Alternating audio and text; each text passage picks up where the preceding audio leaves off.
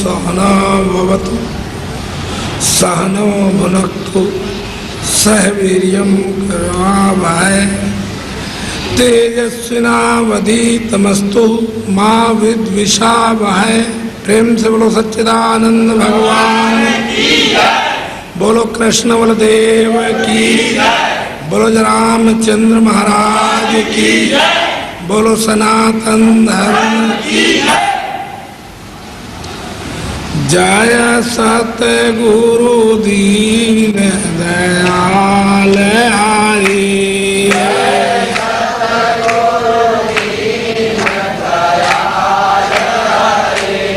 जिन्होंने भव सागर पार करे,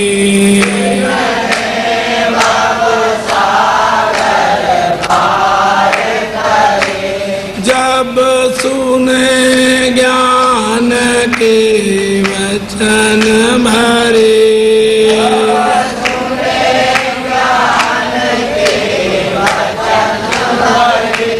दुख देने वाले कष्ट टले,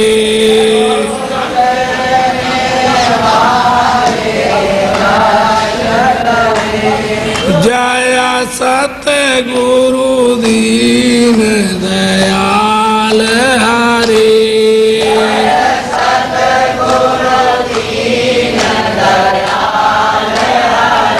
प्रेम से बोलो सच्चिदानंद भगवान की जय। अर्चनीय वंदनीय प्रातः स्मरणीय जगत नियंता की चरण शरण में विराजमान सम उपस्थित बंधुओं और माताओं,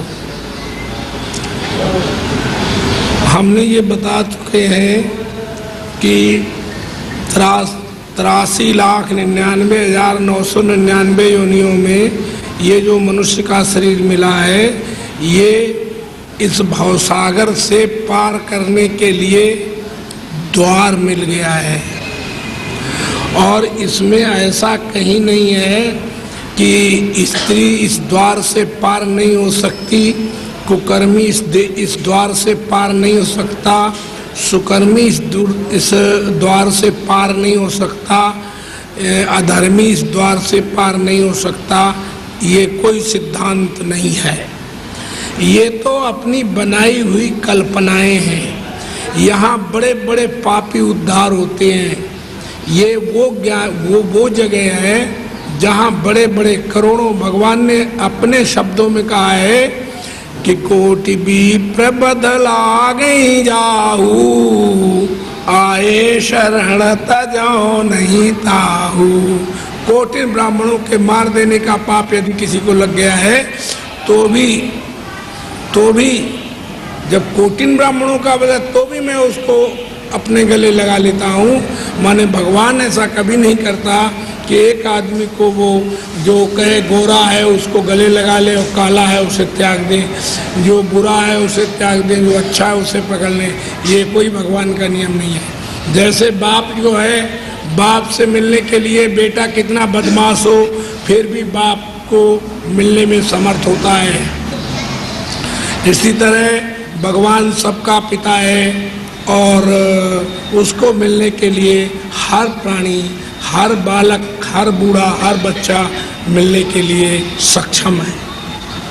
अब ये एक अलग बात है कि तुम अपने नहा धो के कपड़े सजा के मिलो या वैसे ही मिलो, ये आपकी अपनी मर्जी की बात है, इसमें किसी का कोई लेना देना नहीं है। तो भगवान क्या ये नियम है। तो इस नियम जैसे अब हमने कल शाम को 2 बातें रखी थी। एक तो रखा था कि मनुष्य हर कर्म से सुख चाहता है और दुख कोई भी नहीं चाहता। तो जब हर कर्म से सुख की चाहना होती है, सुख को क्यों चाहो। और एक बात याद करो कि कर्म से वही वस्तु मिलती है जो वस्तु तुमसे पहले अलग होती है, और जो वस्तु तुमसे मिली हुई पहले ही होती है वो वस्तु ज्ञान से मिलती है, कर्म से, उपासना साधना से नहीं मिलती। उपासना साधना ध्यान योग समाधि आदि से जो चीज मिलती है वो कालांतर में छूट जाती है। जैसे राधा से श्याम छूट गए और सीता से राम छूट गए, दशरथ और कौशल्या से राम छूट गए, और वो कौन है नंदरानी, कौन, हाँ, ये सब इन लोगों से कृष्ण छूट गए। ऐसे जैसे तुम्हारी बाल्यावस्था तुमसे छूट गई, फिर जवानी छूट गई, फिर बुढ़ापा छूट जाएगा। तो जो ये नियम है, जो वस्तु तुम्हें बाद में मिलती है, मिलेगी, ऐसे तो वो कालांतर में नष्ट हो जाएगी, छूट जाएगी। इस तरह अगर तुम्हें तप जप ध्यान समाधि पूजा पाठ योग से कोई भगवान मिलेगा तो वो भगवान भी तुमसे छूट जाएगा। वो कोई भगवान नहीं होता जो मिले और छूट जाए। तो भगवान किसे कहते हैं या भगवान क्या होता है, ये बात पहले जानना होती है। बहुत से लोग तो इतना ही नहीं जानते कि आखिर भगवान भला क्या चीज़ है। तो कुछ लोग कहते हैं वो गोरा है, कुछ लोग कहते हैं काला है, कुछ लोग कहते हैं अच्छा है, कोई लोग कहते हैं बुरा है। इस तरह बहुत सारे लोग हैं और बहुत सारे एक दूसरे के भगवानों पर कीचड़ उछालते हैं। लेकिन सच बात तो ये है कि एक ही वस्तु के अनेक नाम हैं, और एक वस्तु के जब अनेक नाम होते हैं तो ये बात भी ध्यान में रखने योग्य होती है कि फिर राम कृष्ण ब्रह्मा विष्णु अल्लाह गॉड आत्मा परमात्मा उसी एक के नाम है कि अनेक के। तो फिर जो चाची दादी बहन बेटी गुरु पीर संत महात्मा ड्राइवर डॉक्टर, ये कौन है? ये भी तो उसी के नाम है। तो तुमने कभी अपने को उसका नाम जान पाया? नहीं, अपने को नहीं जान। तो जब कोई अपने को नहीं जान पाता, और देखो अपने आप देखो, हमसे मत बोलो और ना कोई बात पूछो। देखो जो चीज़ अब तक तुम्हें मिलती है या मिली है वो छूटी होगी तुमसे, और जो चीज़ तुम्हें मिलेगी वो छूट जाएगी, वो रहेगी नहीं। इससे बेहतर क्या होता है? बेहतर ये होता है कि हमें मनुष्य जन्म में आए हैं तो सबसे पहले दुख नहीं चाहिए, सुख चाहिए, और सुख से चाहिए परमानेंट सुख। परमानेंट सुख माने सदा रहने वाला सुख, और सदा रहने वाला जो सुख है वो है आनंद। वो क्या है? और आनंद स्वरूप भगवान है। ये मैंने शाम को समझाया था, ये मैंने शाम को समझाया था। तो मैंने कहा तो मैंने जब ये समझाया तुम्हें कि आनंद की हमें, देखो हर क्रिया, हर वस्तु, हर व्यक्ति से आनंद की ही हमारी मांग है। माने हमें बढ़िया वस्त्र मिले तो क्या मिलेगा? आनंद। हमें जो चीज़ें हमारे मन के अनुकूल हैं मिलेंगी तो आनंद आता है, और जो हमारे मन की चीज़ ना मिले तो उसमें हमें आनंद नहीं बल्कि दुख रूप भासता है। और जब दुख रूप जिसको तुम कहते हो, जैसे मान लो 20,000 रुपए की तुम साड़ी मांगती हो और तुम्हें न मिले तो तुम्हें दुख होता है, तुम्हें 500 की मिल जाए तो दुख होता है। और वही जो 500 की मिली जिसमें तुम्हें दुख होता है, वही एक जो स्त्री को 500 की कभी साड़ी पहनने को नहीं मिली, उसे 500 वाली मिल जाए तो उसी में उसको सुख होता है। तो इसलिए तुम्हारी कोई ऐसी चीज नहीं है कि जिसमें सुख दुख समान न हो। समान माने बराबर न हो, ऐसी कोई चीज तुम्हारे अंदर नहीं है। तो जब ऐसी कोई चीज तुम्हारे पास नहीं है, सब में जिसमें हमें दुख मालूम पड़ता है उसी में किसी को सुख मालूम पड़ता है, जिसमें दुख मालूम पड़ता है उसमें किसी को सुख मालूम पड़ता है। तो इस दुनिया में दुख सुख की जो परिभाषा है इसको भगवान के समझाते हुए कहते हैं, इसको भगवान समझाते हुए कहते हैं कि अर्जुन, सम सुख दुख समलोष्ठा सम कांचना सम मान अपमान्यो, माने सदा तुम सुख दुख से ऊपर उठो। किससे? हाँ, सुख और दुख से ऊपर उठ करके और आनंद की प्राप्ति के लिए, आनंद को जानने के लिए प्रयास करो। और अगर आनंद को जान गए तो तुम मुक्त हो जाओगे। क्यों मुक्त हो जाओगे? क्योंकि आनंद स्वरूप भगवान है। कौन है? और शाम को मैंने ये बताया था कि जब आनंद स्वरूप भगवान है तो हर क्रिया प्राणी की सुख के लिए होती है, और सुख जो है वो आनंद के लिए होता है, और आनंद जो है वो भगवान के लिए होता है, और भगवान जो है वो अपने लिए होता है। प्रेम से बोलो सच्चिदानंद भगवान की जय। इसलिए इस मनुष्य जन्म में हम जो आए हैं तो हम उस परमात्मा को प्राप्त कर सकें जिसको जानकर और कुछ जानना शेष नहीं रहता। ये संसार लाखों करोड़ों वर्षों से इस बात पर टिका हुआ चला रहा है कि जब कर लेंगे और भगवान मिल जाएगा, तब कर लेंगे भगवान मिल जाएगा। और तुम्हें होश ही नहीं है, वो तुम्हें समझा दें। तुमको ये बात होश है कि नहीं? बड़े बड़े हंकारिया नानक गर्भ गले। तब जब ध्यान करने वाला आदमी अहंकार को खुराक देता है, उसका अहंकार पुष्ट होता है, बढ़ता है, मोटा हो जाता है, और अहंकार नष्ट नहीं होता। और जब तक अहंकार नष्ट नहीं होता तब तक कोई भगवान के साथ एकीकरण नहीं कर सकता। जब तक अहंकार नष्ट नहीं होता तब तक कोई ज्ञान, परमात्मा का ज्ञान प्राप्त नहीं कर सकता। अहंकार के नष्ट होने पर ज्ञान सिद्ध होता है, ये बात याद रखो। क्या मैंने कहा? अहंकार के नष्ट होने पर ज्ञान सिद्ध होता है। इसलिए जब अहंकार के नष्ट होने पर ज्ञान सिद्ध होता है तो तुम्हें सबसे पहले अहंकार को ही दूर करना होगा। तो पूछा जाए अहंकार है क्या, तो ये बताया गया कि अहंकार उसे कहते हैं जो नाम और रूप है तुम्हारा, उसको जो तुमने अपना लिया है कि मैं बहन, चाची, गुरु, पीर, संत, महात्मा, राम, कृष्ण, ब्रह्मा, विष्णु, शंकर हूँ, तो ये सब अहंकार है।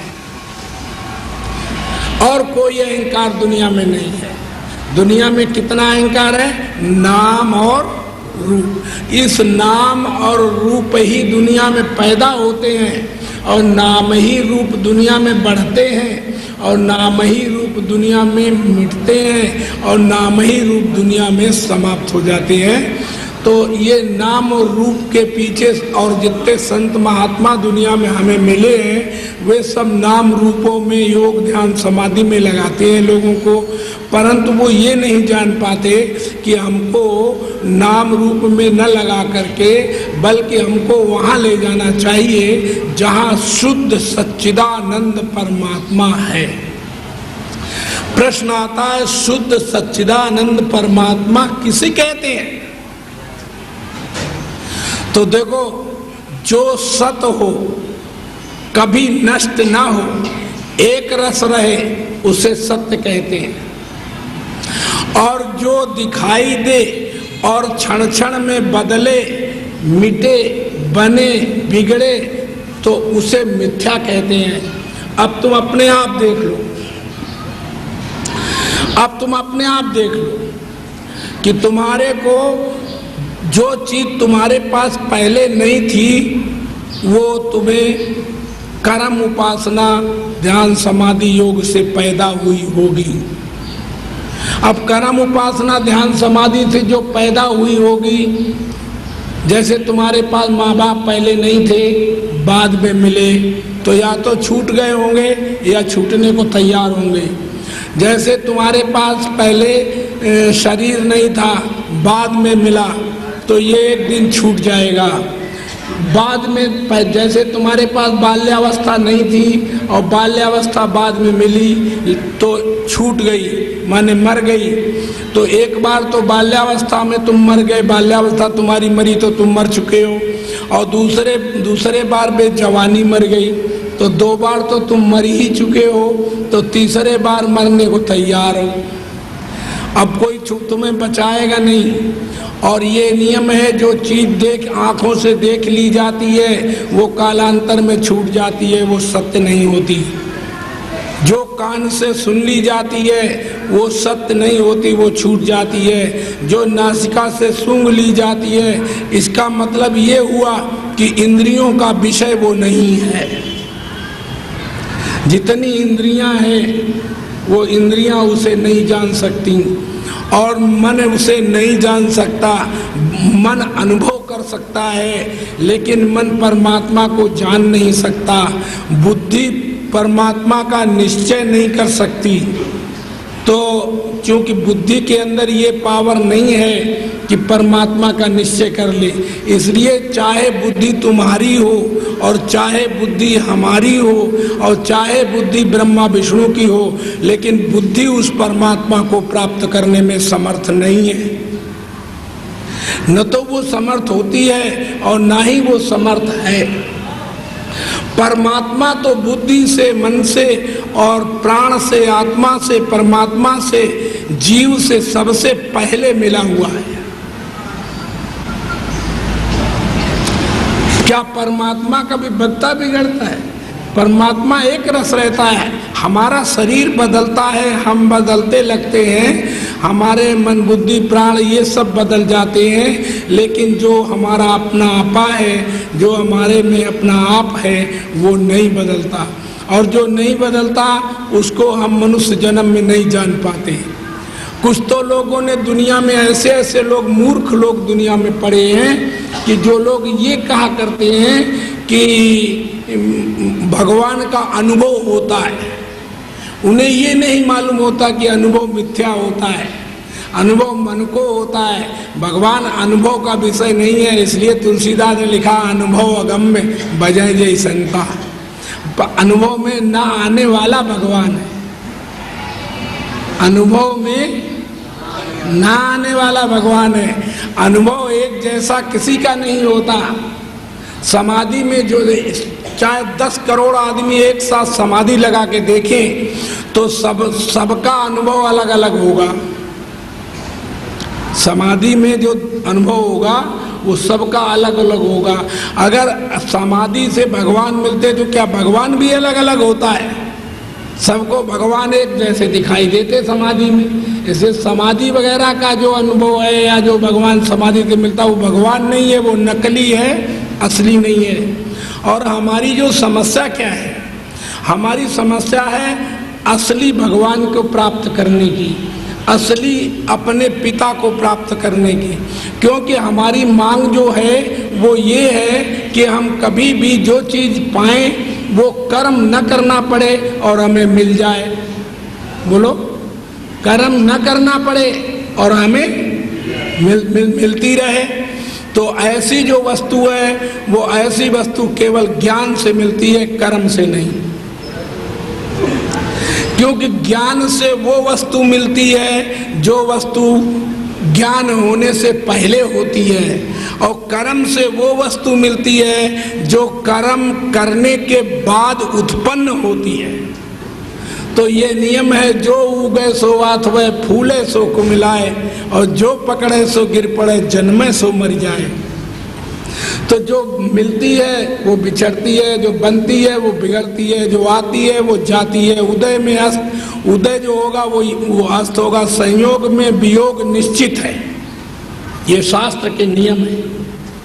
संयोग में वियोग निश्चित है जो संयोग से तुम्हें मिला है वो छूट जाएगा। इस तरह संयोगवश अगर तुम्हें तप जप ध्यान समाधि पूजा पाठ से भगवान मिलेगा, वो भगवान छूट जाएगा, वो भगवान सत्य नहीं है। इसलिए तुम्हें हम समझाना चाहते थे कि हमारे यहाँ एक दृष्टांत है रामायण में। अब तुम अपने भगवानों को जरा विवेक करके देख लेना। रामायण में एक दृष्टांत आता है मनु शत्रुपा का। किसका? तो मनु शत्रुपा का एक दृष्टांत आता है। उसमें आता है कि मनु ने चौथे पन में अपने लड़कों को राज्य सौंप करके और वो जंगल चले गए। नैमिषारण्य में पहुंचे, ऐसा उसमें लिखा गया कि नैमिषारण्य में जब पहुंचे वो, तो ऋषियों ने 88,000 ऋषियों से मिले। 88,000 ऋषियों से मिलने के बाद तो 88,000 ऋषियों ने उन्हें तप में लगा दिया। किस में लगा दिया? क्योंकि बहुत बड़े राजा थे मनु, तो मनु को तप में लगा दिया। और जब मनु को तप में लगा दिया तो इतना ज़्यादा बड़ा तप किया मनु ने कि पत्नी और पति दोनों एक टांग से खड़े रहे।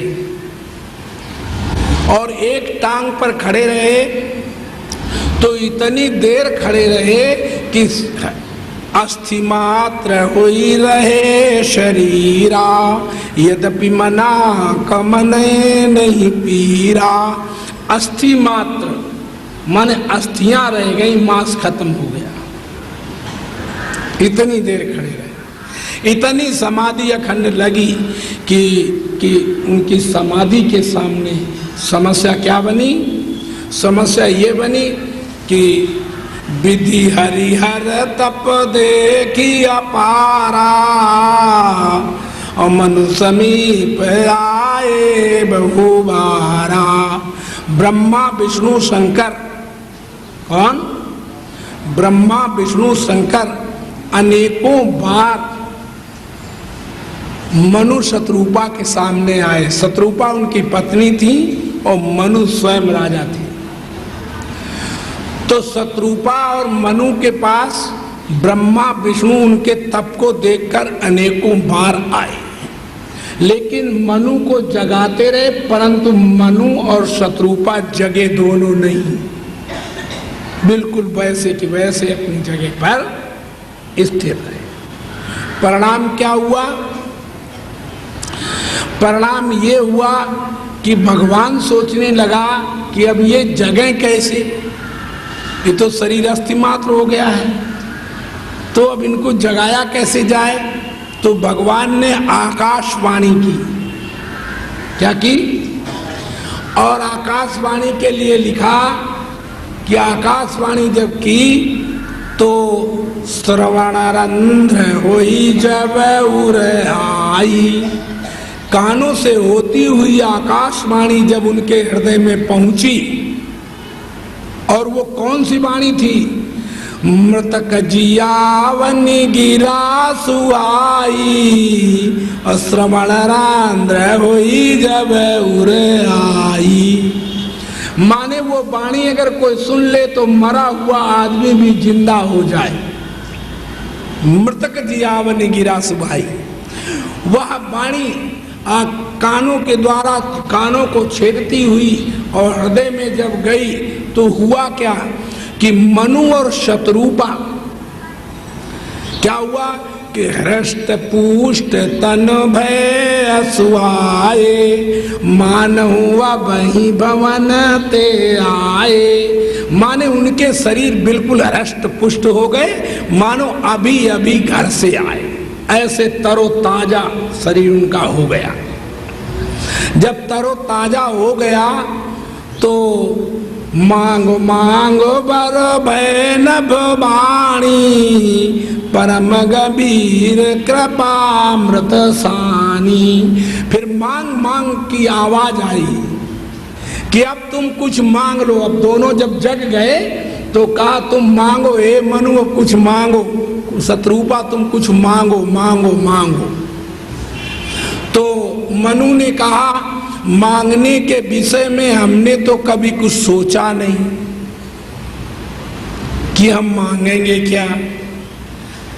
तो कहा नहीं, ये हमारे दर्शन का फल है कि मम दर्शन फल परम अनूपा, जीव पावन सहज स्वरूपा।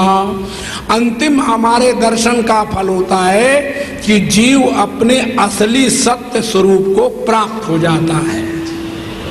किसको प्राप्त होता है? अपने असली सत्य स्वरूप को वो प्राप्त हो जाता है, नकली स्वरूप से वो छूट जाता है। तो जब जीव असली स्वरूप को प्राप्त हो जाता है तो मनु ने कहा, भगवान की वाणी सुनकर मनु बोलते हैं, हे महाराज, मैंने अभी तक तो कुछ चाहा नहीं, मांगने को सोचा ही नहीं। अब रह गई बात, आप कहते हैं कि मांग लो, तो मैं एक चीज आपसे मांगना चाहता हूँ, अगर आप दे सकते हैं तो कृपा करें। तो उनका कहो। तो मनु ने कहा, महाराज, जो स्वरूप बस शिव मन माही, और यही कारण मुनि यतन कराही, और जो महेश मन मानस हंसा, सगुण अगुण यही निगम प्रशंसा। देखहि हम स्वरूप भरि लोचन, और कृपा करो प्रणतारति मोचन। हे प्रभु, मैं उसको देखना चाहता हूँ कि जिसके लिए योग करते हैं, ध्यानी ध्यान करते हैं, समाधि लेने वाले समाधि लेते हैं, और तप करने वाले तप करते हैं।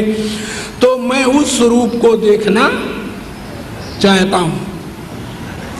तो फिर भगवान क्या हुआ कि प्रगटे विश्वास भगवाना, जो शंकर भगवान के हृदय में रूपी मानसरोवर झील में हंस रूप से विहार करते हैं, मैं उनको देखना चाहता हूँ। तो भगवान ने क्या किया कि प्रगटे विश्वास भगवाना, एकदम भगवान सारे विश्व में जो व्यापक था, एक रस था, वह भगवान प्रकट हो गया।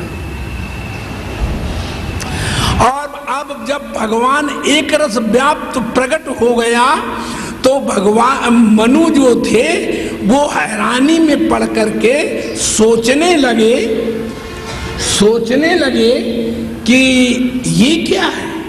तो जिधर देखे उधर एक रस दिखाई दे, कहीं ऐसा नहीं कि ज्यादा दिखाई दे, कहीं ऐसा नहीं कम दिखाई दे।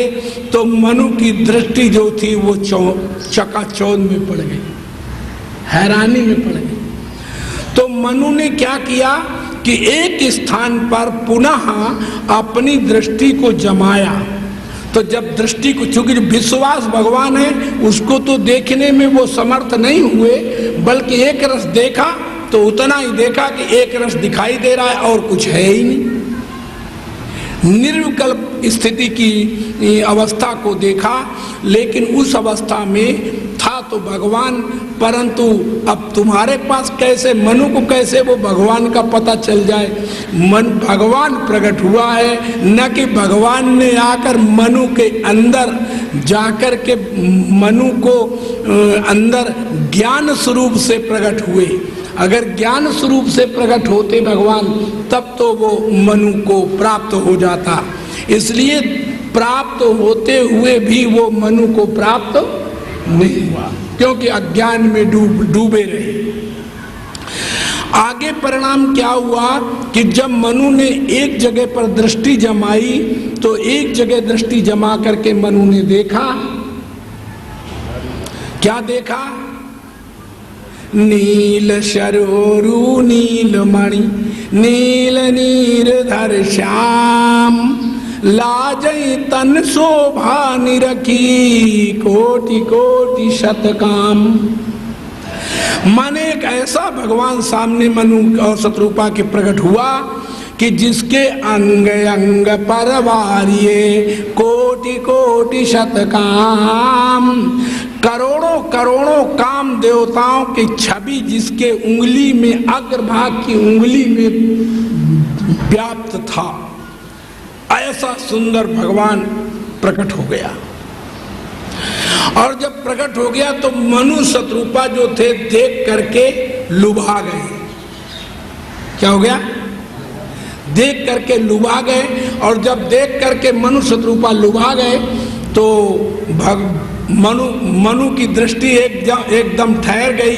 तो भगवान ने मनु से मुस्कुराते हुए कहा कि मनु, अब क्या देखते हो, अब मांगो, अब जो चाहो मांगो, जैसा चाहो मांगो, हम अति प्रसन्न हैं। जब ये कहा कि मैं अति प्रसन्न हूं और तुम मांगो, तो मनु ने कहा महाराज मांगने तो कुछ भी मेरे पास नहीं था, लेकिन तुमको देखकर मेरे अंदर मांगने की इच्छा पैदा हो गई है। भगवान बोले मनु मांगिए, जो इच्छा पैदा हो गई है, तुम हमको नहीं जानते। बोले क्या? बोले मेरे सामने मम दर्शन अमोघ जगमाही। अरे मेरा दर्शन अमोघ है, जो जीव जो है जो चाहे उसे वह मिल जाता है। अस्तु तुम मांगो। तो जब कहा तुम अस्तु तुम मांगो, तो मनु ने कहा महाराज आपसे हम दुराव तो नहीं करते, लेकिन अब चाहूं तुम ही समान सुत और प्रभूषण कवन दुराव। हे प्रभु, अब हम तुम्हारे समान पुत्र चाहते हैं। जो ये मांगा कि तुम्हारे समान पुत्र चाहते हैं, तो भगवान थोड़े मुस्कुराए और मुस्कुराते हुए भगवान बोले कि मनु, तुम्हारी खोपड़ी पर पत्थर के शिल गिर गए हैं। क्या गिर गए? तुम्हें होश ही नहीं रहा कि तुम क्या मांग रहे हो। तुम्हारी बुद्धि खराब हो रही है क्या? भगवान ने कहा, मनु ने कहा महाराज चाहे कोई हमें मूढ़ भले कहे, आप हमको मूढ़ भले कहो, लेकिन मैं ये मानने से, इससे अलग वरदान मांगने के लिए राजी नहीं हूं। मुझे तो तुम बेटा ही प्रतीत हो। कौन प्रतीत हो? बेटा प्रतीत हो। बेटा मिलो। भगवान ने कहा मनु तुम भूल गए, तुम्हारे सिर पे पत्थर गिर गए इसलिए कि तुम नहीं जानते कि तुम इतने वृद्ध हो गए हो दोनों कि अब तुम्हारे संतान नहीं हो सकती। अब हम बेटा तुम्हारे नहीं बन सकते। तुम्हारी बुद्धि खराब हो गई क्या? चौथेपन में घर से आए और जाने कितने वर्ष तुम यहाँ खड़े रहे, और अब तुम दोबारा लड़का मांग रहे, तो तुम्हारी बुद्धि खराब हुई कि नहीं? अब मनु शत्रुपा सशंकित हो गए, लेकिन फिर भी इसी हठ पर खड़े रहे कि नहीं, हमको तो तुम्हारे जैसा पुत्र ही चाहिए। तो भगवान बोले मनु मम दर्शन अमोघ जगमाही। अस्तु तुमने कहा है तो मिलेंगे तो हम जरूर, लेकिन तुम्हारा शरीर वृद्ध होने के नाते अब तो हम नहीं मिल सकते, लेकिन अगले जन्म में हम तुम्हें दूसरे रूप में आएंगे अगले जन्म में, और वह दूसरा रूप हमारा होगा कौन सा? कश्यप यानी अदिति। कश्यप और अदिति दूसरा रूप होगा हमारा, और तीसरा जो स्वरूप होगा हमारा वो होगा दशरथ और कौशल्या। क्या होगा? ये जो तुम्हारे रूप बदलेंगे, हे मनु, तुम्हारे जो रूप बदलेंगे मृत्यु के बाद, तो एक जन्म में तो कश्यप और अदिति बनोगे, और दूसरे जन्म में तुम दशरथ और कौशल्या बनोगे। तो जब दशरथ और कौशल्या बनोगे तो मैं तुम्हें निश्चित वहां पर पुत्र बन के ही मिलूंगा। लेकिन मैं एक बात तुम्हें याद दिला देती है, अगर तुम मेरी बात को याद रखोगे तो तुम्हारा कल्याण होगा, वरना हम नहीं जानते। उन्होंने कहा बताओ भगवान। बोले एक बात याद रखना, आप सरिस खोजो कहाँ जाई, और न पता बता न हो बे आई। क्या बोले? अपना शरीर, अपना जैसा हम भगवान दूसरा कहाँ ढूंढ सकते हैं? अपना जैसा पुत्र हम दुनिया में कहाँ बना सकते हैं? अस्तु हे मनु, ये याद रखना कि मैं ही तुम्हारा पुत्र बनूंगा, कोई और कोई पुत्र नहीं होगा, वो असली मैं होऊंगा, ये याद रखना। लेकिन हुआ, उन्होंने कहा महाराज चलो याद रखेंगे, लेकिन पूरे जीवन जब राम दशरथ के यहाँ पैदा हुए तो दशरथ ने स्वयं उन्हें भगवान नहीं जान पाया और बेटा और बेटी समझते रहे कि ये मेरी बेटी। कभी कभी पुत्र को माताएं लाड़ प्यार में बेटी भी कहती हैं, तो वो बेटा बेटी समझते रहे कि ये मेरा बेटा है। और ये कभी नहीं, और ये कहानी किसकी है? कोई मनु शत्रुपा की मत समझना, ये कहानी तुम्हारी है। तुम भी अपने बेटे को हमेशा बेटा समझते हो, पिता को पिता और भाई को भाई और मित्र को मित्र, शत्रु को शत्रु समझते हो। तब तुम ये भूल जाते हो कि परमात्मा एक रस अखंड नित्य शाश्वत है और उसको भूलने जैसा नहीं होता, वो सब रूपों में होता है। तो बेटा बेटी भी तुम्हारा वही है। ये याद होता है कभी किसी को? तुम्हें याद है कि तुम्हारा पिता जो है वो भगवान है? तो गुरु तो तुम्हारा भगवान हो सकता है। तुम्हारे दिमाग खोपड़ी में है खराबी कि गुरु तो भगवान हो सकता है, लेकिन हमारा बेटा और हमारा पिता पुत्र और हमारा जगत भगवान नहीं हो सकता। ये तुम्हारे अंदर भ्रम पैदा हो गया है। हमने कल कहा था कि देखो याद रखो, राम और कृष्ण, ब्रह्मा और विष्णु, शंकर और इत्यादि जितने नाम रूप वाले भगवान हैं, वे सारे के सारे भगवानों को, जितने नाम रूप वाले भगवान हैं, वे सारे के सारे भगवानों को ध्यान में रखने योग्य है कि वो मिथ्या है, सत्य नहीं है। और मिथ्या होते हैं चूंकि वो पहले नहीं होते, बाद में उत्पन्न होते हैं, और बाद में उत्पन्न होते हैं तो फिर बढ़ते हैं, और फिर जवान होते हैं, फिर बुढ़े होते हैं, फिर शरीर इसका प्राणांत कर लेते हैं। और जो बीच में पैदा हो, पहले न हो और बीच में रहे और अंत में नष्ट हो जाए, उसको मिथ्या कहते हैं। और जो पहले हो और बीच में रहे और अंत में रहे और बीच में भी वैसे ही हो, उसको एक रस सत्य कहते हैं। तो परमात्मा सत स्वरूप है। कैसा है?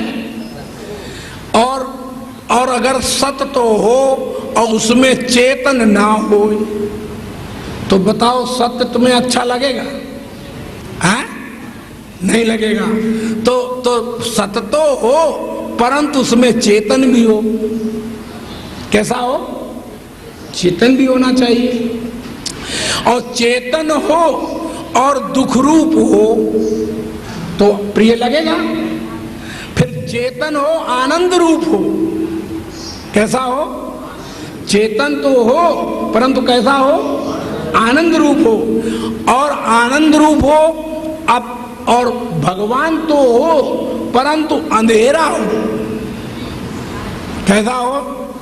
अंधेरा प्रिय लगेगा। फिर कैसा हो? प्रकाश स्वरूप हो। और भगवान तो हो परंतु बिल्कुल अज्ञानी हो, ज्ञान बिल्कुल हो ही ना, पागलों की तरह हो, तो क्या वो भगवान प्रिय लगेगा? बोलो, जिसमें ज्ञान ही नहीं है, क्या वो भगवान प्रिय लगेगा? नहीं लगेगा। इसलिए हमारे यहाँ वेद शास्त्रों में बोला जाता है सच्चिदानंद भगवान की जय।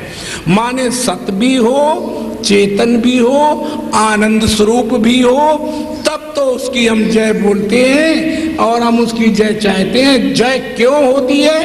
कि उससे अलग किसी की जय नहीं होती। किसी की भी दुनिया में सत्य की ही विजय होती है और कभी असत की विजय नहीं होती। जब भी विजय होती है किसकी होती है? और सत्य है भगवान।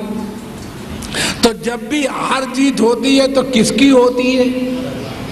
लेकिन तुम क्या कहते हो अभिमान बस कि ये विजय मेरी हुई, डाल दो मेरे गले में माला, है ना? अभिमान से चौड़े हो गए, लेकिन नहीं जान पाए कि अभिमान से जो चीज मिलती है, बनती है, वो चीज नाम रूप युक्त होती है, और नाम रूप युक्त जो होती है वो वास्तव में सत्य नहीं होती। सत्य तो नाम रूप से रहित होता है। तो मैंने जो तुमसे अभी बताया, अब जरा इसका वो सुनिए खुलासा।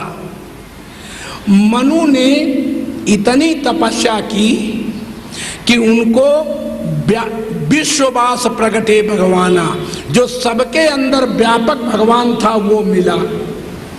और ब्रह्मा विष्णु शंकर हजारों बार मिले, बहुत बार मिले, लेकिन ब्रह्मा विष्णु शंकर तो सैकड़ों बार मिले, हजारों बार मिले, बहुत बार मिले, और वो व्यापक भी मिला, और इसके बाद वो नील सरोरु वाला भी मिला, शंकर के हृदय में वास करने वाला भी मिला। मिला कि नहीं? बोलो, मिला। लेकिन मजे की बात समझो होश में। वो मजे की बात क्या है? मजे की बात ये है कि भगवान इतने प्रकार के मिले। कितने प्रकार के? बहुत प्रकार के, जितने हो सकते हैं सारे प्रकार के भगवान मनुष्य रूपा को मिले।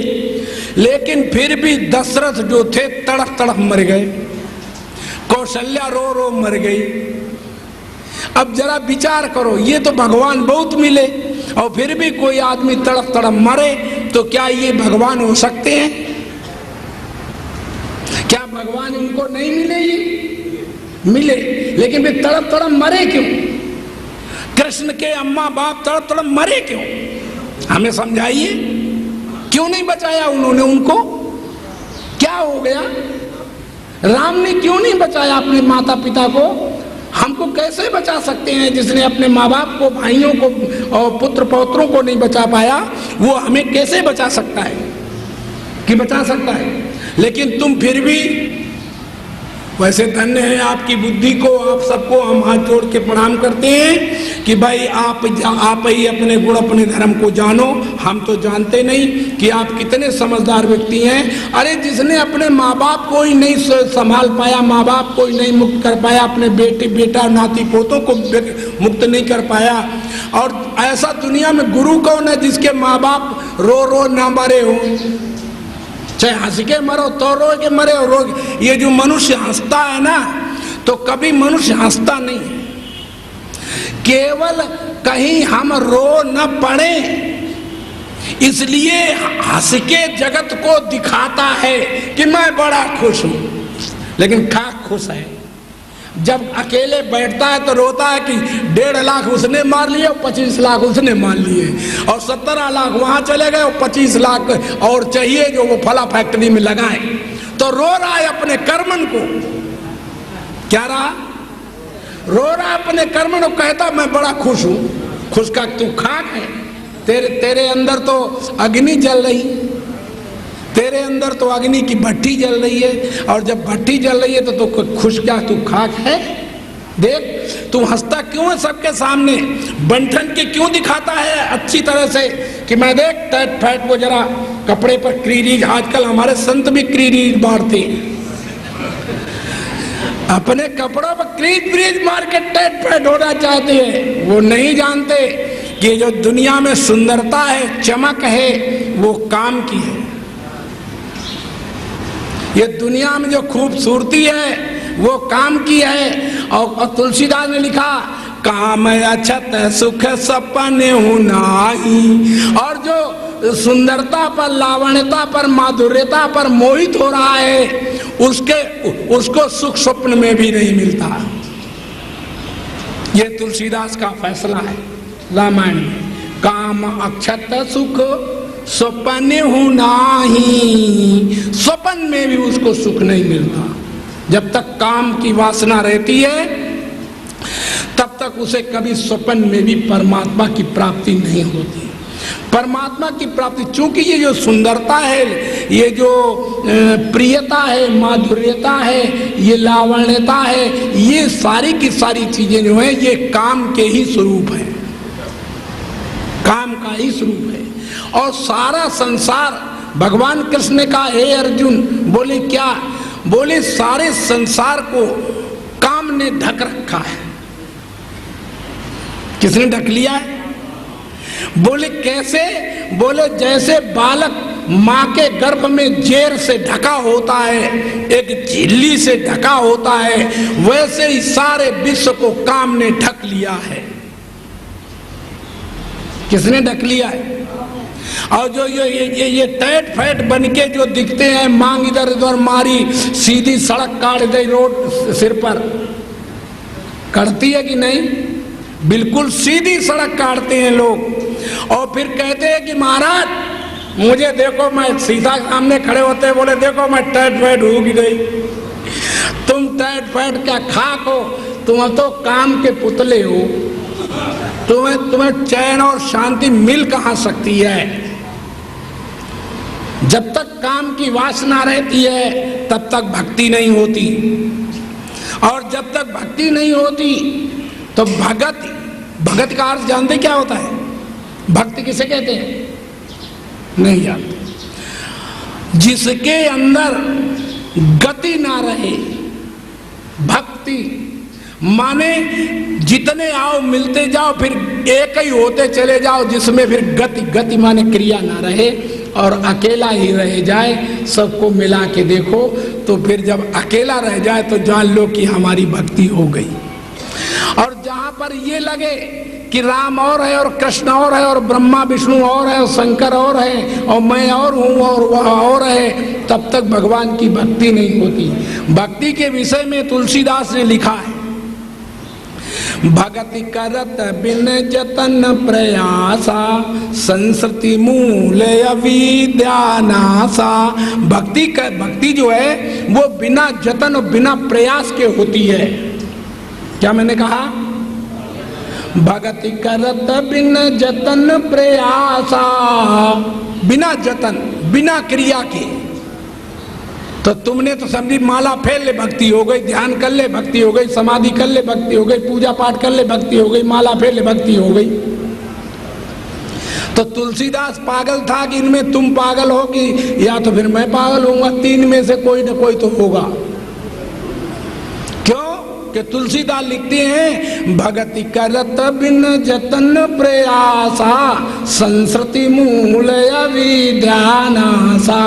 भक्ति से तो संस्कृति मूल माने जो दुनिया में दुखों का घर है क्रिया, इस क्रिया से प्राणी रहित हो जाता है। क्या हो जाता है? जब क्रिया से रहित होगा तो कर्म जब रहेगा ही नहीं, और फिर कर्म जो होते हैं उससे तो वो ड्रामा होते हैं, लीला होते हैं, सत्य नहीं होते। वो क्या होते हैं? जैसे ज्ञान होने पर भी ज्ञानी खाता है, पीता है, चलता है, सोता है, तो जब उनसे पूछा जाता है कि ज्ञानी का क्या आचरण होता है, तो भगवान कृष्ण और जगत वाले संत महात्मा बहुत से ये बता चुके हैं कि ज्ञानी का जो आचरण है वो ज्ञानी ही जानता है और कोई जानने में समर्थ। बस सीधा सा उत्तर दे दिया भगवान कृष्ण ने कि ज्ञानी को ज्ञानी ही जानता है और कोई जानने में समर्थ। इसलिए जब भगवान से पूछा गया कर्ण से कि आखिर ये ज्ञानी है कौन, तो भगवान ने कहा ज्ञानी तो साक्षात मेरा स्वरूप है। मैं तो हूं नहीं, लेकिन मेरा असली जो स्वरूप है वो ज्ञानी है, ज्ञान स्वरूप है। मेरे ज्ञान स्वरूप को तो जो कोई जान लेता है वो जीते जीते मुक्त हो जाता है, मेरे परम धाम को प्राप्त होता है, फिर लौट के नहीं आता। और जो मेरे लीला विग्रह माने शरीरों को ध्यान करके रखता है, उसका बारंबार इस संसार में आना और जाना पड़ता है, उसे बनना बिगड़ना पड़ता है उसे। जो शरीरों की सेवा, शरीरों की पूजा करते हैं उन्हें बार बार आना और जाना, बनना और बिगड़ना पड़ता है।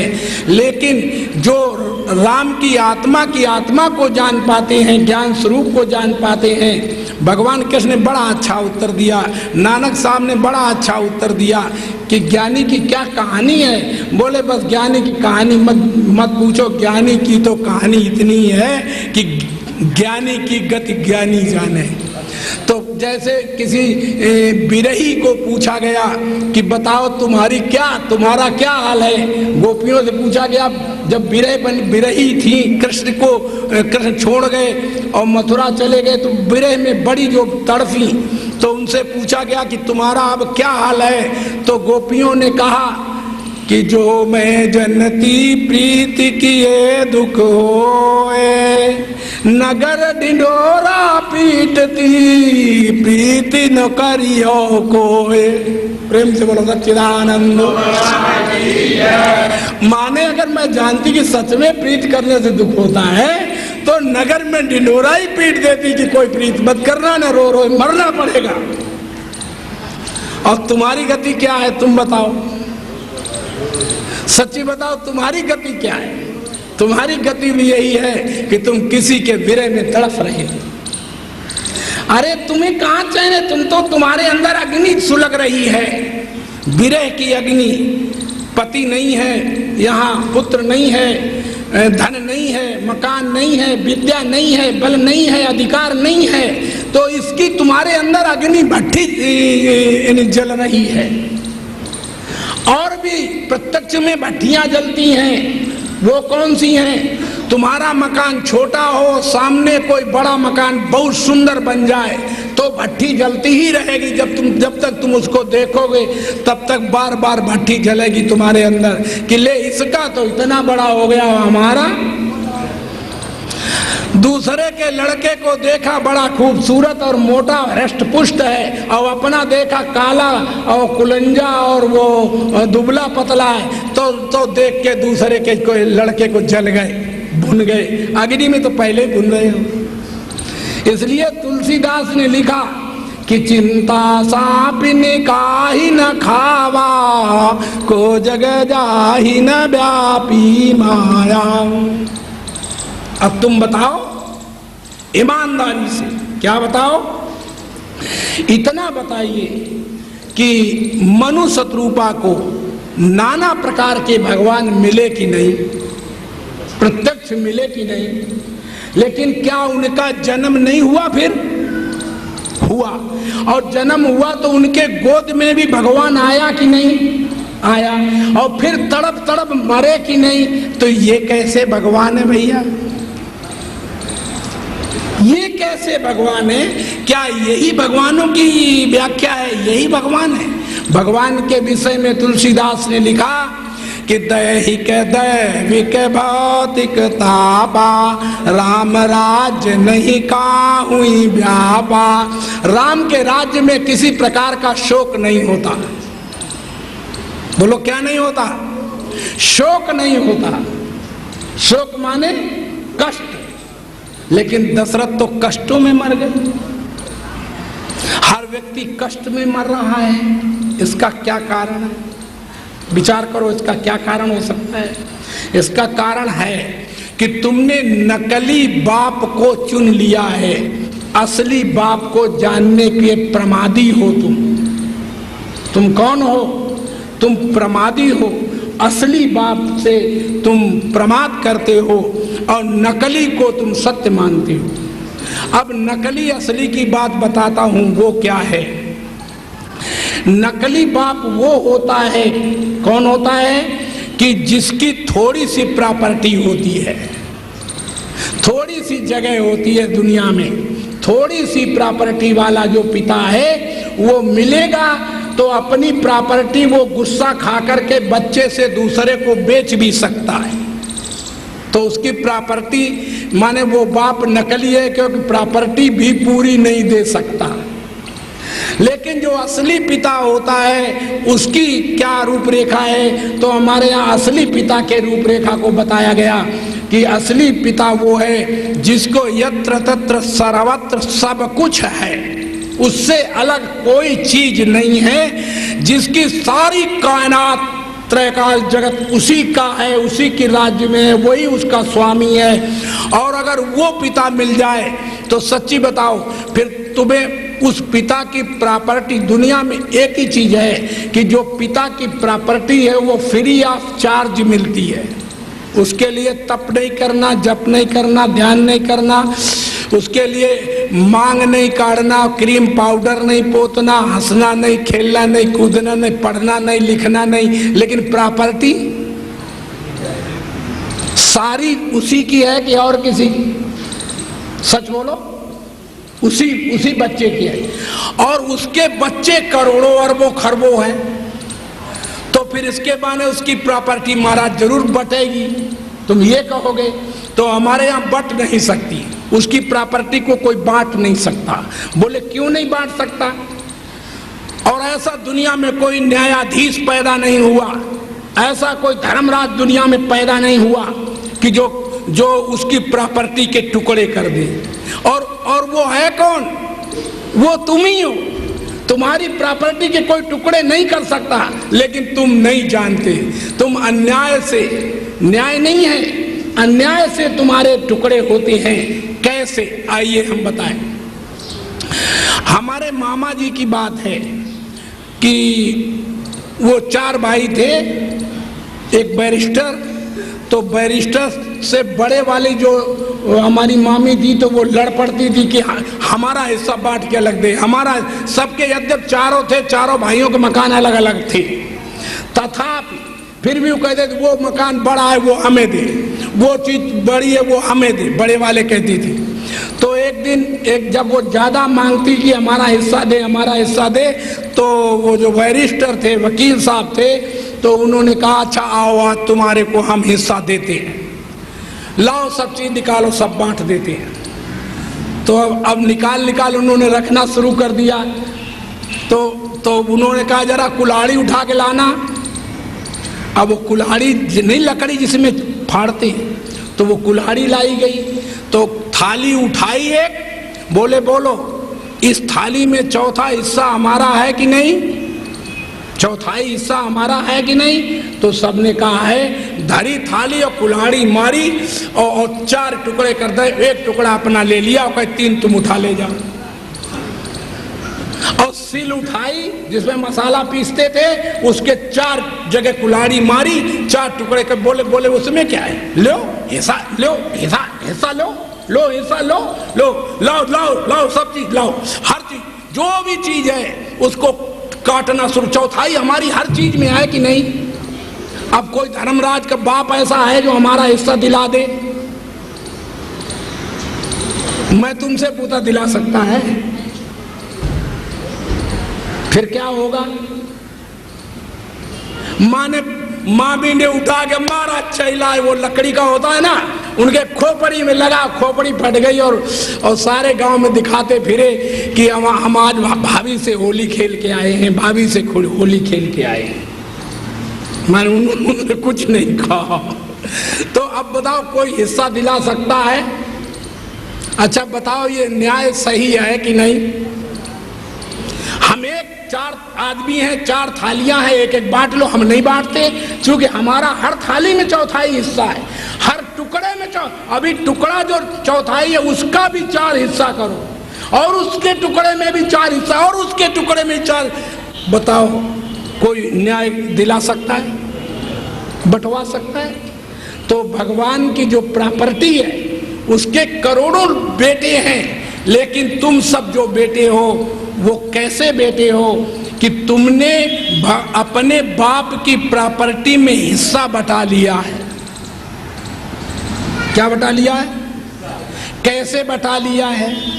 माने सबने ये पूरी धरा जो है, जमीन जो है, ये पृथ्वी जो है उस बाप की ही है। तो उसमें से तुमने क्या किया है कि इतनी 30 गज जमीन, 40 गज जमीन में मकान, 150 में, 200 गज में, 500 गज में, 5 बीघा, 10 बीघा, 50 बीघा हमारी है, 100-200 बीघा, 1000-2000 बीघा हमारी, और बाकी हमारी तो बाप की प्रॉपर्टी में तुमने सबने अपना अपना हिस्सा ले लिया। बोलो सच बताओ, लिया कि नहीं? और कसम भगवान की, हम ही एक ऐसे बेटा हैं कि जिसने एक भी कमरा, एक भी कोई चीज नहीं बना पाई आज तक अपनी। हम बना ही न पाए, न